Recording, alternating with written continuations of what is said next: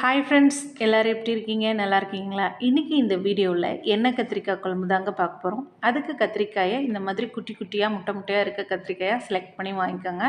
அடுத்து மேல் பகுதியை விட்டுட்டு கீழே அடியில் இந்த மாதிரி நாளாக கட் பண்ணி வச்சுக்கோங்க. பூச்சி இருக்கான்னு செக் பண்ணிக்கோங்க. அடுத்து 2 பெரிய வெங்காயம் இந்த மாதிரி கட் பண்ணிக்கோங்க. 1 கைப்பிடி அளவு சின்ன வெங்காயம், 2 தக்காளி, கருவேப்பிலை, கொத்தமல்லி, தேங்காய் பேஸ்ட் அரைக்கிறதுக்கு தேங்காய், 1 எலுமிச்சம்பழம் அளவு சைஸ் புளி எடுத்து ஊற வச்சுருக்கேன். அடுத்து அடுப்பில் பேன் வச்சு தாளிக்கிறதுக்கு என்னென்ன சேர்ப்போமோ அதெல்லாம் சேர்த்துட்டு சின்ன வெங்காயம், பெரிய வெங்காயம், பச்சை மிளகா, கருவேப்பிலை, கொத்தமல்லி எல்லாம் சேர்த்து இது மாதிரி வதக்கிக்கோங்க.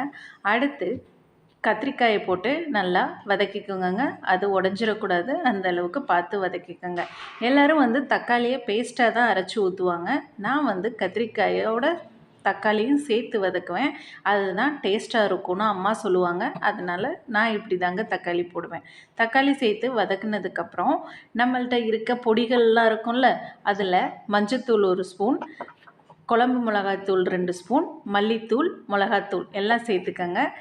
கத்திரிக்காய் நல்லா வதங்கணும். அதுக்கப்புறமா தான் நம்ம பொடி சேர்க்கணும். இந்த அளவு பார்த்துக்கோங்க. பொடி இவ்வளோ பொடி இருக்குது. நீங்களும் அதே மாதிரி அளவு உங்களுக்கு காரம் எல்லாம் உங்கள் வீட்டில் இருக்க பொடி தெரியும்ல, அந்த அளவு சேர்த்துக்கோங்க. நல்லா வதக்கிக்கோங்க. கத்திரிக்காய் மட்டும் உடச்சிடாதீங்கங்க. உடைக்காமல் பார்த்து பொறுமையாக கிண்டுங்க. அப்புறம் கத்திரிக்காய் சீக்கிரமாகவே வெந்துடும். அதுக்கு ஏற்ற அளவு தண்ணி கொஞ்சமாக ஊற்றி அந்த பொடியோட பச்சை வாசனை போகிற அளவுக்கு ஊற்றிக்கோங்க. அடுத்து புளி கரைச்சி வச்சுருக்கோம்ல, அந்த புளியும் சேர்த்துக்கோங்க.